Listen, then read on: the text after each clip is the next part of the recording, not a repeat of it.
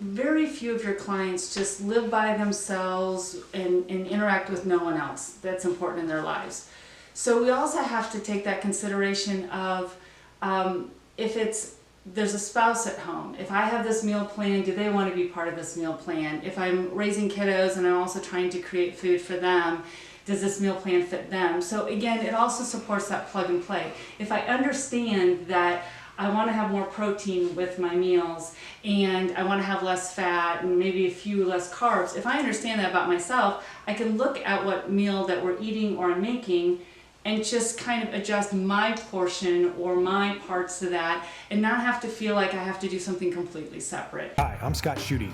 And I'm Dr. Janine Stichter. Welcome to Becoming the Ultimate Coach with the Jock and the Doc. We are here to disrupt some of the current thinking around how the fitness industry approaches clients.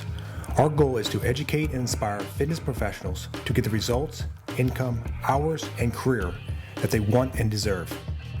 Our combined experience in education in psychology and fitness create a new insight on ways to become the ultimate coach. Welcome to Becoming the Ultimate Coach. I'm the Jock, this is the Doc, and today we're going to talk about should you give your clients meal plans?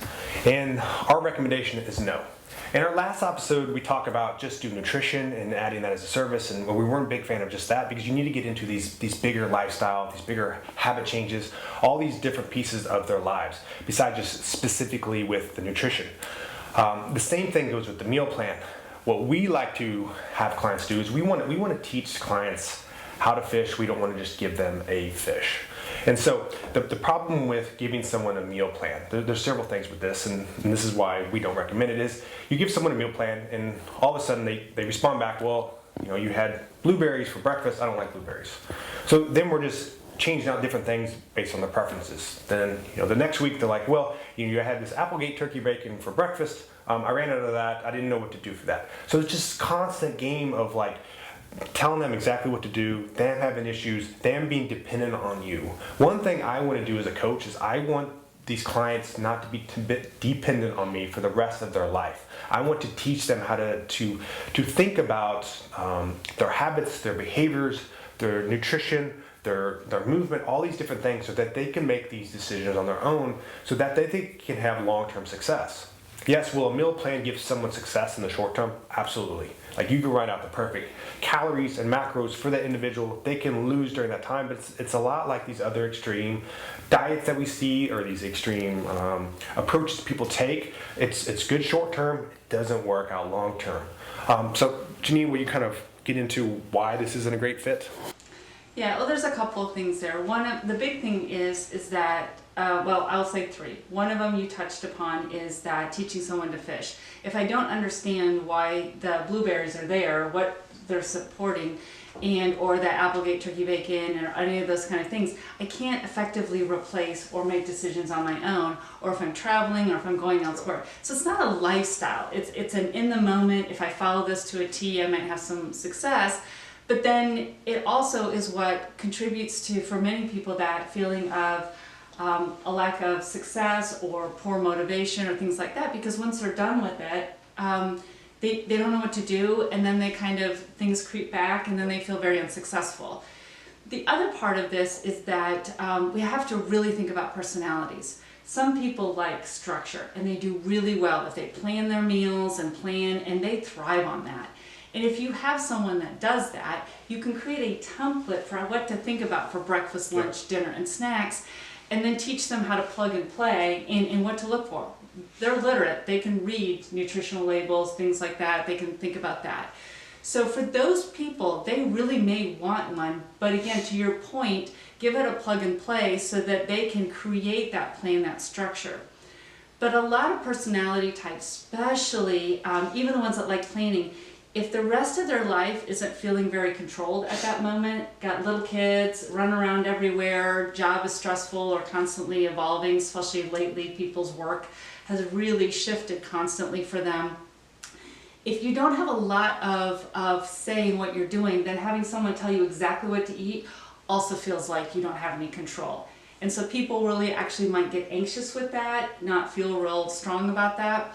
And then other personalities, they just need choice. They just need that freedom to kind of have variety. The downside of that, and the other extreme to avoid, is sometimes we say like, yeah, you do you, have some protein here, whatever, and we can have choice fatigue if there's too many options. So again, giving some plug and play for those that need structure, for those that like choice, giving 2 to 3 options feels better, but a very structured meal plan for all of those reasons and the ones that you mentioned can really start to create more problems than solve. Another thing I like to dig into with clients too is just kind of seeing what they're already naturally doing. If someone's coming in for weight loss, I can make this work with a carnivore diet, with a vegan diet, with keto, with all these different things that people are doing or liking. And if it's something that they're already doing and they're naturally like a little bit higher fat diet, or they naturally like a little bit more carbohydrate diet, like I can kind of have them kind of map out what they're already doing so I can see that and just make a little bit of tweaks to that.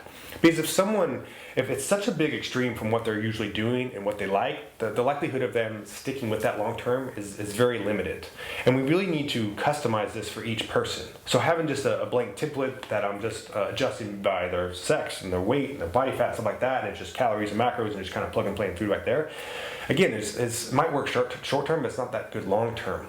But if I can kind of talk them through of like, okay, what did you have yesterday? Okay, I'd make a couple adjustments here. And we'll see and we talked about this in previous episodes of like, how we're tracking that and what their goals are, because those have to be very specific of making sure that their movement and nutrition match up with that. But when I talk with clients and they're already tracking food, because so many people come in, they're already doing my Fitness Pal, and they're say they're at the higher carb, like we can make these things work. Like we can jump up carbs or fats, proteins 10-15% as long as it ends up being even for the calories, because it is a mathematical equation. Like we can make all these things work, and if they naturally do that better and they're not fighting for it, because what you don't want to do is set them up where they're constantly failing at it. Because if you're like, all right, I need you to get body weight and grams of protein, and it's a 150-pound woman and she's currently doing 20, and you're like, I need 150, that's such a huge extreme. She is going to fail at that. And then she's like, well, I'm failing at that, so why should I do any of the rest of it, because I'm not doing a good job with that. So it's really important to kind of see where people are at, making adjustments from that. And what we both talked about is like this really kind of teaching them, having them understand, really kind of figure out what's best for them. And also real quick, very few of your clients just live by themselves and interact with no one else that's important in their lives. So we also have to take that consideration of if there's a spouse at home. If I have this meal plan, do they want to be part of this meal plan? If I'm raising kiddos and I'm also trying to create food for them, does this meal plan fit them? So again, it also supports that plug and play. If I understand that I want to have more protein with my meals and I want to have less fat and maybe a few less carbs, if I understand that about myself, I can look at what meal that we're eating or I'm making and just kind of adjust my portion or my parts to that and not have to feel like I have to do something completely separate. So it's also important to kind of think about it in that regard too, because it might feel natural to them, like, okay, give me what to do, but then they take it home and it's really hard to execute within the context of friends and family and other responsibilities. And we've had full episodes on this before of the minimum effective dose, and this is almost the exact opposite of that. So if someone's coming in, they're looking to lose weight, they're having a couple of drinks per night, and we can find a replacement for those drinks, like we don't have to go specifically in the meal plan. Like we'll look at it to make sure that they're not lacking in anything kind of overall structure-wise, but they might not even need to really address a big part of that if they can address the big caloric offenders. So they're not having to really kind of completely change up the way that they're living their lives, at least when it comes to food. They're getting the results that they want. They're still enjoying all these different things, and that's what's super important about this process. Like we have to think about this as like what's going to work long term. Constantly checking in with clients of like, okay, is this easy? Is this enjoyable? Because if someone comes in and they're like, I'm so sick and tired of eating chicken, we need to find a different protein source. If someone's coming in and it's like, I'm really struggling with getting, kind of food prepared on the weekend, maybe we need to help them find a meal service to go to. So there's a lot of different components to this. So just to recap, like we are not a big fan of giving meal plans, but as Janine talked about earlier, you need to figure out personality types of whether they need a little bit more structure or if we just need to adjust a little bit about what they're doing. So that's all we have for today. See you next time.